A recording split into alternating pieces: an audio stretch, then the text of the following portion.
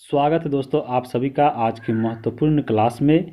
आज हम लोग इस वीडियो में एक बहुत ही इम्पोर्टेंट टॉपिक कवर करने वाले हैं और वह है भारतीय राष्ट्रीय कांग्रेस यानी इंडियन नेशनल कांग्रेस।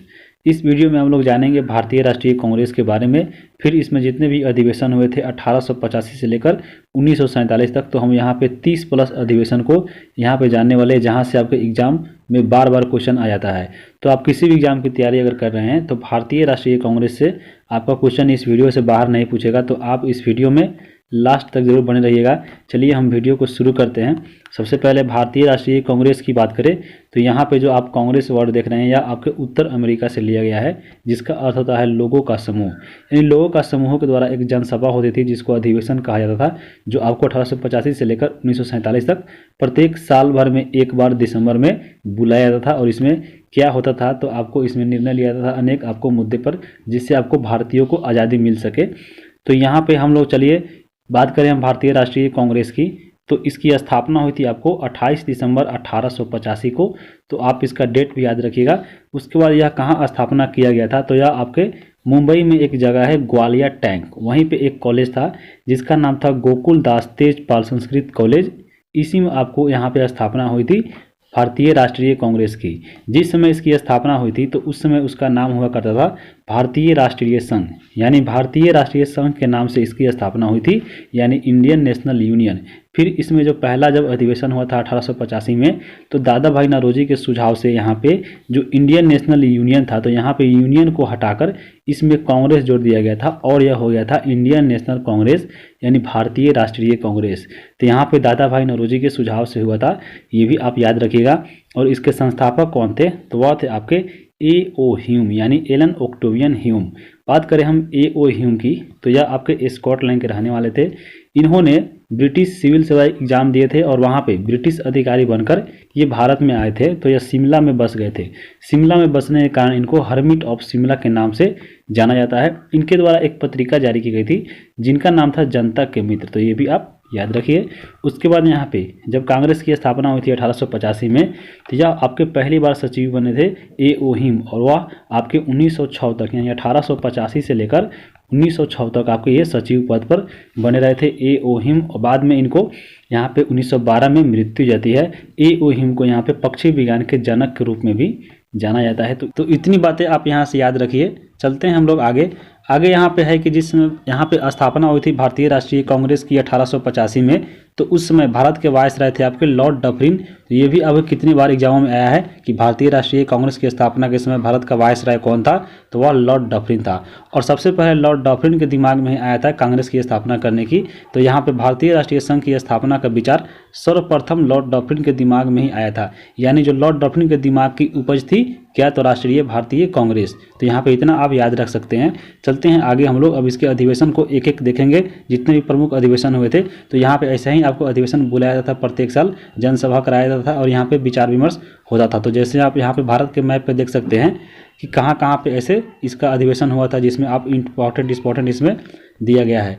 यहाँ से आपको क्वेश्चन पूछ लेता है कि सबसे ज़्यादा कांग्रेस का अधिवेशन यहाँ पे कहाँ पे हुआ था, तो याद रखिएगा सबसे ज़्यादा आपको कलकत्ता में हुआ था और वह 10 बार हुआ था कांग्रेस का अधिवेशन।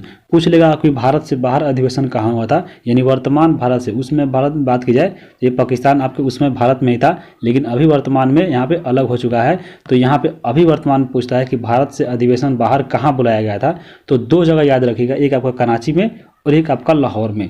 तो याद रखिएगा यहाँ पे भारत से बाहर की ये अधिवेशन थी। तो हम इसके बारे में भी आगे हम बात करेंगे।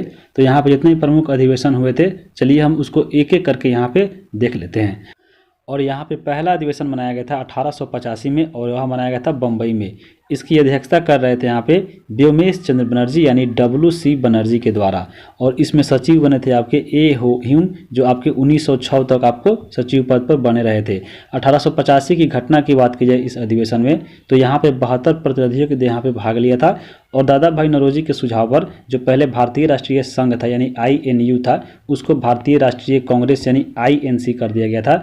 तो यह पहले अधिवेशन में इतना आप बात याद रखिए। उसके बाद चलते हैं अगला, और अगला यहाँ पे देखेंगे दूसरा अधिवेशन जो हुआ था 1886 में, और यह आपको कलकत्ता में हुआ था। और इसकी अध्यक्षता कर रहे थे यहाँ पे दादा भाई नौरोजी, और यह आपके दादा भाई नौरोजी कांग्रेस के प्रथम पारसी अध्यक्ष थे। तो इसमें क्या हुआ था, तो इसमें डफरिन के द्वारा जितने भी कांग्रेस सदस्य इसमें भाग लिए थे उनको एक पार्टी दी थी और उसका नाम बोला था है गार्डन पार्टी।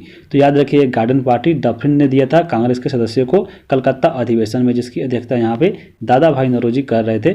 आगे हम लोग देखेंगे तीसरा अधिवेशन जो हुआ था 1887 में, वह आपके हुआ था यहाँ पे मद्रास में, और इसके यहाँ पे अध्यक्ष बने थे बदरुद्दीन तैयब जी, और यह कांग्रेस के प्रथम मुस्लिम अध्यक्ष थे जिनके समय में यहाँ पे क्या हुआ, तो इन्होंने इस अधिवेशन में एक नारा दिया जिसका नाम था यहाँ पे कांग्रेसी बनो। तो कांग्रेसी बनो का नारा यहाँ पे बदरुद्दीन तैयब जी के द्वारा 1887 के मद्रास अधिवेशन में दिया गया था। चलते हैं आगे, अगला यहाँ पे है 1888 का इलाहाबाद जो अधिवेशन हुआ था, ये आपको इसमें अध्यक्षता कर रहे थे जॉर्ज जुल, और यह प्रथम यहाँ पे अंग्रेज अध्यक्ष थे।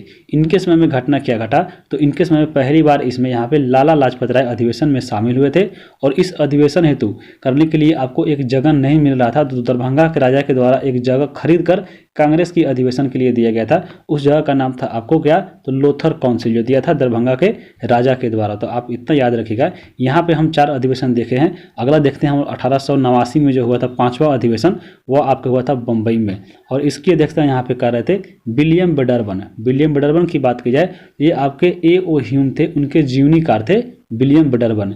इसकी अध्यक्षता यहाँ पे हुई थी, और इसमें आपको क्या घटना हुआ था, तो पहली बार महिलाओं ने की यहाँ पे भाग लिया था, और इसमें 21 वर्षीय मताधिकार पारित हुआ था। तो याद रखिएगा 1889 का बम्बई अधिवेशन।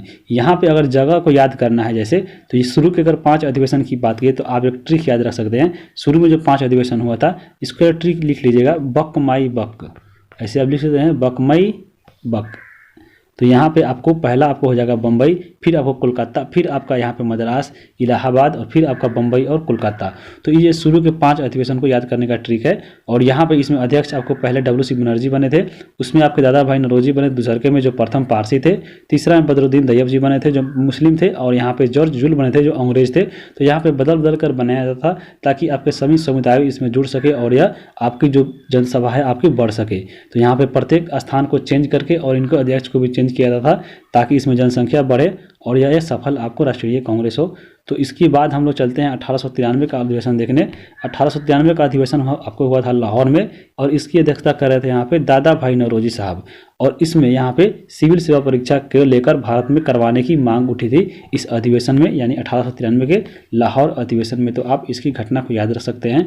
उसके बाद 1896 को देखेंगे हम। 1896 को बहुत इंपॉर्टेंट है, ये आपके बहुत सारे एग्जाम में अब तक आ चुका है। तो 1896 का अधिवेशन आपको हुआ था कलकत्ता अधिवेशन में, और यह आपके इसमें आप अध्यक्षता कर रहे थे रहमतुल्लाह सयानी, और इसी अधिवेशन में आपको गाया गया था पहली बार वंदे मातरम, और दादा भाई नौरोजी के यहाँ पे धन के जो बहिर्गमन सिद्धांत है उसको भी स्वीकार किया गया था। तो इतनी बातें आप इसमें याद रख सकते हैं। इसके अलावा अगर हम पूछ ले कि 1896 में कितना नंबर का अधिवेशन हुआ था, तो ये कोई रटने वाला भारी चीज़ नहीं है। जैसे हम लोग देखेंगे कि 1885 में शुरू हुआ था, तो यहाँ पे 1885 से शुरू हुआ 1896, इसमें आपको जोड़ना है। तो 1885 और यहाँ पे 96 कितना हो जाएगा 11, और यहाँ पे 1885 में भी तो हुआ था तो +1, यानी 12वां अधिवेशन था 1896 वाला। तो ऐसे आप निकाल सकते हैं, इसमें कोई बड़ा चीज़ नहीं है। तो चलिए चलते हैं हम लोग आगे। अगला यहाँ पे है 1906 में जो कलकत्ता अधिवेशन हुआ था, उसकी अध्यक्षता कर रहे थे दादा भाई नौरोजी, और इसमें पहली बार स्वराज शब्द का प्रयोग किया गया था दादा भाई नौरोजी के द्वारा। तो याद रखिएगा 1906 का कलकत्ता अधिवेशन, दादा भाई नौरोजी की अध्यक्षता में स्वराज शब्द का प्रयोग किया गया था पहली बार।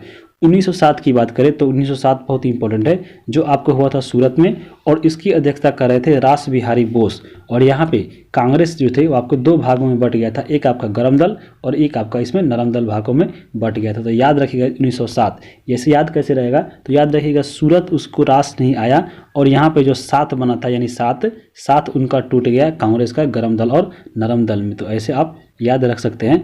1908 का अधिवेशन हुआ था आपके मद्रास में, और इसमें अभी आपके अध्यक्ष बने थे रास बिहारी घोष, और यहाँ पे कांग्रेस का एक नया संविधान निर्माण हुआ था 1908 में मद्रास अधिवेशन में। उसके बाद हम बात करेंगे 1911, यह आपके बहुत इंपॉर्टेंट है, जो आपके हुआ था कलकत्ता अधिवेशन।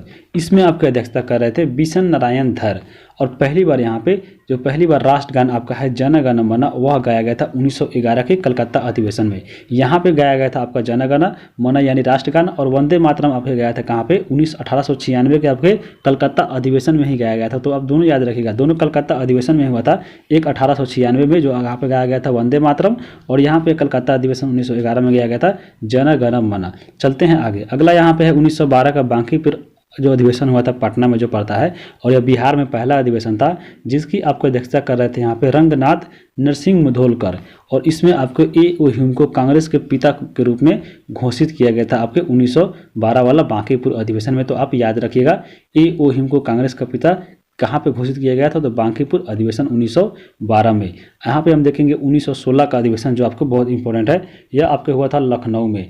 यहाँ पे इसकी अध्यक्षता कर रहे थे अंबिका चरण मजूमदार, जो 1907 में आप लोग पढ़े कि कांग्रेस का फूट हुआ था, सूरत न आई थी रास उनको, तो यहाँ पे इनका फिर से एक बार मिलन हुआ था। यहाँ पे कांग्रेस और यहाँ के जो नरम दल और गरम दल थे, इन दोनों में यहाँ पे मिलन हो गया था। तो यहाँ पे याद रखिएगा 1916 में लखनऊ अधिवेशन में इनको यहाँ से फिर आपको समझौता हो चुका था इन दोनों में, और ये दोनों एक हो गए थे।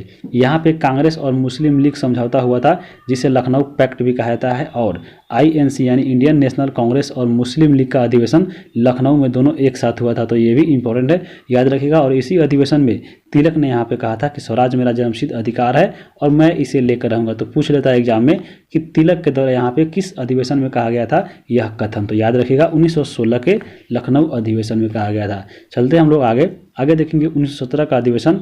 1917 में आपको बहुत इंपॉर्टेंट है, ये भी आपके हुआ था कलकत्ता में, और यहाँ पे इसकी अध्यक्षता कर रहे थे एनी बेसेंट, और यह पहली महिला थी, चाहे विदेशी हो या भारतीय हो, तो यह विदेशी थी। तो याद रखिएगा पहली विदेशी महिला अध्यक्ष पूछे या ऐसे पूछ ले कि पहली महिला अध्यक्ष पूछे तो आपको एनी बेसेंट थी, जो आपको 1917 के कलकत्ता अधिवेशन में बनी थी, और यहाँ पे यह पहली विदेशी महिला थी जो आपके यहाँ आयरलैंड की थी। तो आप याद रखिएगा, और यहाँ पे पहली बार इसमें तिरंगे झंडे को कांग्रेस ने अपना लिया था। तो इंपॉर्टेंट है, याद रखिएगा। अगर पहली भारतीय महिला पूछे तो वह आपको कौन थी, सरोजनी नायडू, उसके बारे में हम पढ़ेंगे। उसके बाद हम चलते हैं आगे 1918 का अधिवेशन की बात की जाए तो इसमें दो अधिवेशन हुआ था, एक तो आपको दिसंबर में बुलाया था, और एक आपको कभी जरूरी पड़ जाए कोई आपको विषम स्थिति में तो उस समय आपको विशेष अधिवेशन बुलाया था। इसलिए यहाँ पे 1918 में आप दो अधिवेशन देख रहे हैं। तो 1918 का जो दिल्ली अधिवेशन हुआ था वह आपके मदन मोहन मालवीय की अध्यक्षता में हुआ था, और यहाँ पे इस अधिवेशन में पहली बार आपको हजारों किसानों ने भाग लिया था। तो याद रखिएगा हजारों किसानों ने सबसे पहले किस अधिवेशन में भाग लिया था, तो दिल्ली अधिवेशन मदन मोहन मालवीय की अध्यक्षता में 1918 में। 1918 में ही आपके बम्बई में एक और अधिवेशन हुआ था जिसकी अध्यक्षता कर रहे थे यहाँ पे हसन इमाम, और यहाँ पे इंडियन नेशनल कांग्रेस का पहला यह विशेष अधिवेशन था जो आपके रॉलेट एक्ट विचार हेतु बुलाया गया था। तो यहाँ पे यह अधिवेशन हुआ था आपको दिसंबर में, जो प्रत्येक साल आपको दिसंबर में मनाया था, लेकिन आपको यह विशेष आपको विषम परिस्थिति में बुलाया गया था क्योंकि रॉलेट एक्ट आपको उसी समय आया था। तो उसकी विचार विमर्श के लिए यहाँ पे एक और अधिवेशन बुलाया गया था बम्बई में हसन इमाम के द्वारा, और यह कांग्रेस द्वारा पहला विशेष अधिवेशन बुलाया गया था। तो आप याद रखिएगा पहला विशेष अधिवेशन कांग्रेस ने 1918 के बम्बई अधिवेशन के रूप में बुलाया था। चलते हैं आगे, अगला यहाँ पे है 1920 का कलकत्ता अधिवेशन जो हुआ था, इसकी अध्यक्षता यहाँ पे कर रहे थे लाला लाजपत राय, और यहाँ पे असहयोग आंदोलन को प्रस्ताव का जो पास हुआ था, याद रखिएगा यहाँ पे कहाँ हुआ था, तो यह लाला लाजपत राय की अध्यक्षता में कलकत्ता में 1920 में हुआ था।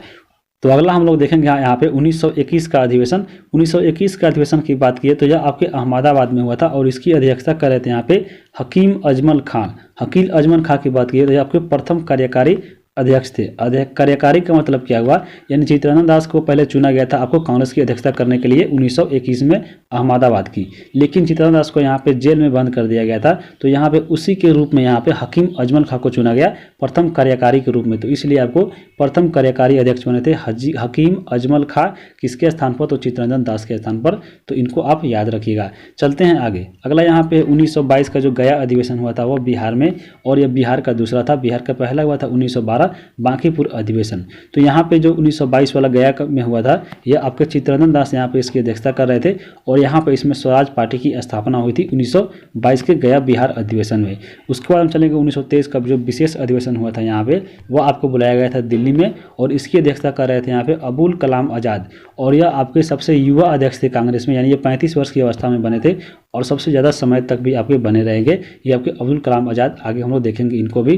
तो यहाँ पे अगला चलते हैं, अगला यहाँ पे 1924 अधिवेशन, और ये भी आपको बहुत इंपॉर्टेंट है, जो आपको हुआ था बेलगाम यानी कर्नाटक में। और यहाँ पे महात्मा गांधी अध्यक्षता बने थे। तो महात्मा गांधी यहाँ पे मात्र एक बार कांग्रेस के अधिवेशन में अध्यक्षता की थी, और वह 1924 के बेलगाम अधिवेशन में की थी। और इसमें आपको यह इंपॉर्टेंट बात है, इसमें याद रखिएगा। चलते हैं आगे, आगे देखेंगे हम लोग 1925 की बात करें तो आपको हुआ था कानपुर अधिवेशन, और इसमें आपके प्रथम भारतीय महिला अध्यक्ष बनी थी। कौन? तो वह थी सरोजनी नायडू। ऐसे 1917 वाला जो बना था आपके एनी बेसेंट थी, जो पहली महिला थी, आपको विदेशी या भारतीय, तो वह पहली महिला के रूप में चुनी गई थी, और यहाँ पे पहली भारतीय महिला है, याद रखिएगा। यहाँ पे 1925 के कानपुर अधिवेशन में क्या हुआ, तो हिंदी को राष्ट्रभाषा के रूप में प्रयोग हुआ। उसके बाद हसरत मोहानी द्वारा पहली बार पूर्ण स्वराज का प्रस्ताव रखा गया, लेकिन उसमें यह पारित नहीं हो सका था। बाद में यही आपको 1929 के लाहौर अधिवेशन में पारित हुआ था पूर्ण स्वराज का। उसके बाद इस अधिवेशन में क्या हुआ 1925 के कानपुर में, तो पहली बार यहाँ पे ध्वज जो वंदना है, विजय विश्व तिरंगा प्यारा, जिनको यहाँ पे श्यामल गुप्त ने लिखा था, उसी के यहाँ पे द्वारा यहाँ पे गाया गया था। तो याद रखिएगा 1925 का कानपुर अधिवेशन सरोजनी नायडू इनकी अध्यक्षता की थी। आगे चलते हैं हम 1926 का जो अधिवेशन हुआ था गुवाहाटी अधिवेशन, इसकी अध्यक्षता यहाँ पे कर रहे थे श्रीनिवास अयंगर। और इसमें क्या हुआ था, तो कांग्रेस नेताओं को यहाँ पे खादी पहनने के लिए यहाँ पे अनिवार्य रूप में शामिल कर दिया गया था। गुवाहाटी अधिवेशन 1926 यानी जितने भी इसमें अधिवेशन में शामिल होंगे वो आपसे यहाँ पे खादी पहनेंगे, और यहाँ पे अंग्रेजों का जो कपड़ा था उसको बहिष्कार किया गया था। यहाँ पे हम बात करें 1927 का अगला अधिवेशन, तो इसे हुआ था आपके मद्रास में, और इसकी अध्यक्षता कर रहे थे यहाँ पे डॉक्टर M.A. अंसारी। और इसमें आपके पूर्ण स्वाधीनता की मांग की गई थी, और इसी में आपको नारा दिया गया था साइमन गो बैक। तो आप इतना याद रखिएगा, ये आपको इंपॉर्टेंट है 1927 वाला मद्रास में जो हुआ था। उसके बाद हम बात करें 1929, जो आपके बहुत इंपॉर्टेंट है। 1929 का जो लाहौर अधिवेशन हुआ था, यह आपकी अध्यक्षता कर रहे थे जवाहरलाल नेहरू, और इसमें आपको पूर्ण स्वराज की मांग की गई थी। उसके बाद यहाँ पे हम बता दें कि 26 जनवरी को स्वतंत्रता दिवस मनाने के निर्णय भी यहाँ को इसी अधिवेशन में लिया गया था आपके रावी नदी के तट पर, और यहाँ पे सविनय अवज्ञा आंदोलन को प्रारंभ करने की भी अनुमति मिली थी यहाँ पे इसी लाहौर अधिवेशन 1929 के। तो ये बहुत अब इंपॉर्टेंट है, आपको इसको याद रखना है। चलते हैं आगे, 1931 का जो अधिवेशन हुआ था ये भी बहुत महत्वपूर्ण है, जिसकी अध्यक्षता यहाँ पे कर रहे थे वल्लभ भाई पटेल, जो हुआ था आपके कराची में। और इसमें आपको मौलिक अधिकारों की मांग की गई थी। तो बहुत इंपॉर्टेंट है, ये कितने बार एग्जाम में आ चुका है, याद रखिएगा 1931 का कराची अधिवेशन। इसी अधिवेशन में यहाँ पे गांधी इरविन समझौता हुआ था, जिसको दिल्ली समझौता के रूप में भी जाना जाता है, जिसको यहाँ पे स्वीकृति मिली थी, इसको गांधी इरविन समझौता की। यहाँ पे अगर बात करें तो चरखा युक्त राष्ट्रीय ध्वज का भी निर्णय लिया गया था आपको इसी अधिवेशन में, और गांधी जी का यहाँ पे नारा दिया गया था पहली बार कि गांधी मर सकते हैं और परंतु गांधीवाद हमेशा जिंदा रहेगा। किस अधिवेशन में? तो 1931 के कराची अधिवेशन में। चलते हैं आगे, अगला यहाँ पे है 1937 का जो फैजपुर अधिवेशन हुआ था जो महाराष्ट्र में पड़ता है, इसका अधिवेशन कर रहे थे जवाहरलाल नेहरू। और यहाँ पे इस अधिवेशन में पहली बार कांग्रेस अधिवेशन जो हुआ था वह पहली बार गांव में हुआ। तो याद रखिएगा पहली बार गांव में अधिवेशन कब हुआ था, तो वह हुआ था फैजपुर गांव में 1937 में, जो महाराष्ट्र में पड़ता है, और इसकी अध्यक्षता कर रहे थे जवाहरलाल नेहरू। आगे हम देखेंगे 1938 का अधिवेशन। तो 1938 का अधिवेशन महत्वपूर्ण है, यह हुआ था आपके हरिपुरा में, हरिपुरा पड़ता आपके गुजरात में, जिसकी अध्यक्षता कर रहे थे सुभाष चंद्र बोस। और सुभाष चंद्र बोस का यह पहला अधिवेशन था अध्यक्षता के रूप में, और इसी में आपको झंडा गीत को स्वीकृति मिली थी। यहाँ पे उसके बाद फिर आपको 1939 में अधिवेशन हुआ, और इसमें भी आपको सुभाष चंद्र बोस बने थे। और इस अधिवेशन में बात करें तो यह हुआ था आपके त्रिपुरी में, और आपको त्रिपुरी यहाँ पे पड़ता है मध्य प्रदेश में। और इस अधिवेशन में आपको क्या हुआ, तो अध्यक्ष बनने के लिए आपको इसमें पहली बार मतदान हुआ। जो आपको अध्यक्ष जीतेगा वो आपको मतदान जीतेगा, वो आपका अध्यक्ष बनेगा। तो यहाँ पे अध्यक्ष के पद में यहाँ पे सुभाष चंद्र बोस जीत चुके थे, लेकिन फिर बाद में अध्यक्ष दौरान यहाँ पे आपको छोड़कर चले गए थे, और 1939 में इन्होंने फॉरवर्ड की स्थापना की थी। तो याद रखिएगा इसी को त्रिपुरी संकट कहा जाता है। तो 1939 में सुभाष चंद्र बोस बने थे। उसके बाद चलते हैं 1940 का अधिवेशन। 1940 का अधिवेशन की बात करें तो यह आपके हुआ था रामगढ़ में, रामगढ़ पड़ता है महाराष्ट्र में।